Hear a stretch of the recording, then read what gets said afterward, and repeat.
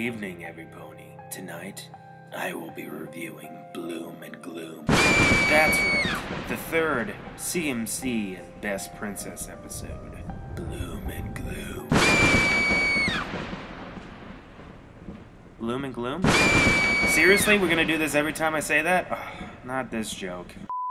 I'm not gonna lie, I really enjoy these episodes. They're pretty much a feel-good, good moral type of episode. But that being said, I feel as though each one is slightly going more downhill, with Sleepless in Ponyville being the best, of course, and Bloom and Gloom being the worst. But when I say it's the worst, I actually don't mean that it was an awful episode. It was entertaining for me, and I did enjoy it, even after I watched it a couple of times to do this review. What I mean is that this episode is kind of something we've already seen, but it didn't do as good of a job as Sleepless in Ponyville did. But let me sink my fangs into this episode and summarize it up for you, you devilishly good-looking potential subscriber. So we start, like most CMC episodes do, at the official Science Mythology CMC Clubhouse. We find out that Applebloom has called this meeting into place to inform Scootaloo and Sweetiebelle that her cousin has gotten her cutie mark, which is kind of weird in a way, but I guess not necessarily a bad thing. And what is her cutie mark, you ask? A pair of rollerblades so she can roller derby?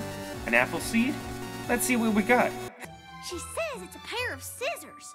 So she's good at cutting stuff?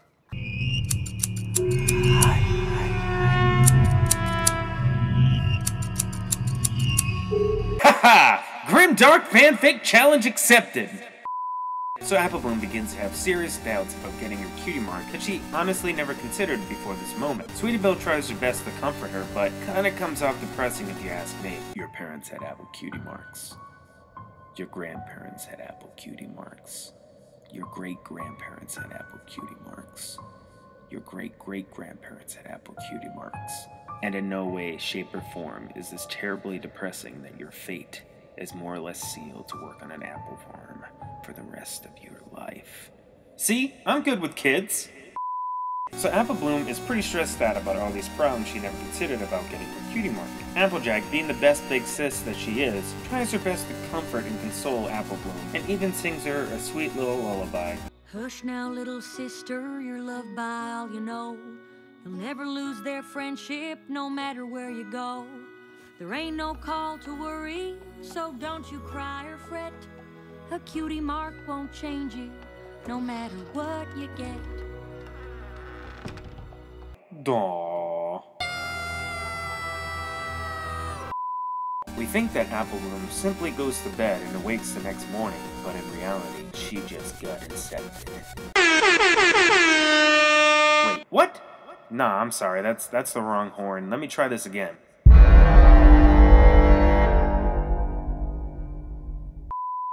Applebloom finds out that she's finally gotten her cutie mark, but she doesn't know what it means, nor does Applejack. But thankfully, some pony does. Hey, I couldn't help but overhear your conversation and decided to wander into your home uninvited and creep up your place. Hope you don't mind.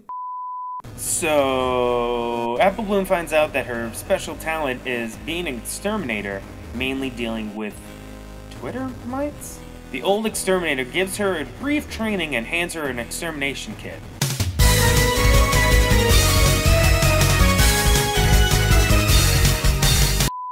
So after some really cool stunts, Diamond Tiara and Silver Spoon show up to give Applebloom some shit, because, you know, why not? I might have known you'd end up with the worst cutie mark ever! Diamond Tiara, trust me, there are far worse ones to have. Personally, I don't understand why Applebloom would be so self-conscious about her special talent. I mean, it's pretty badass if you ask me. But in any case, Applebloom takes offense to this and goes running into the woods. She meets a shadowy figure who just so happens to fix her problem with no questions asked and no type of exchange taking place. Thanks, shadowy figure. I'm sure this won't have any negative repercussions whatsoever. Oh no, who could have seen this coming? Anyway, the loss of her cutie mark results in Ponyville and her home being destroyed while she is powerless to do anything about it. But don't worry folks, it's only a dream. What a twist! So Applebloom comes downstairs to find Applejack making breakfast again. And yet again, she has gotten a cutie mark, but this time it's actually something she likes and is happy about it. So she calls the other CMCs to the clubhouse to brag about it. What could possibly go wrong? A few moments later. So, Scootaloo and Sweetie Belle are less than thrilled with Applebloom getting her cutie mark before them, and pretty much kick her out of the club, which she pretty much founded and put together, and I'm also sure is on her family's land. So, awkward. So Applebloom finds herself in the creepy woods with the spooky shadow figure once more, and once more the shadow figure helps her out by removing her cutie mark. What could possibly go wrong? Of course, when she gets back, she finds out that Sweetie Belle and Scootaloo have already gotten their cutie marks and no longer want to hang out with Applebloom. But again, it was all a dream. What a twist! So, Applebloom comes downstairs once more to find Applejack making breakfast. Wait a second, that's not pancakes. Whatever, close enough. Applebloom finds out that she has another cutie mark, but unlike the others she had gotten, this one is totally unrelated to apples at all, which doesn't go over well with the rest of her family. We get some dialogue from Big Mac, which is awesome, and I always love it when they give him more lines than just the normal yeps and nopes. Applebloom is kicked out of her home and banished to another dimension by Applejack. Haha! Grimdark fanfic challenge accepted! And once more, wakes up to find out that it was all a dream. By this point, Applebloom realizes that something isn't right, but really has no clue what's going on exactly. You didn't want to catch bugs and I helped. You didn't want to lose friends and I helped.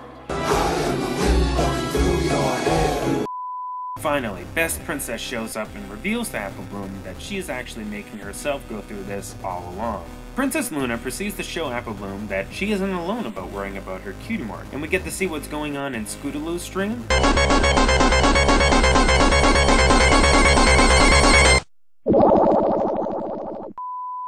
And Sweetie Belle's dream.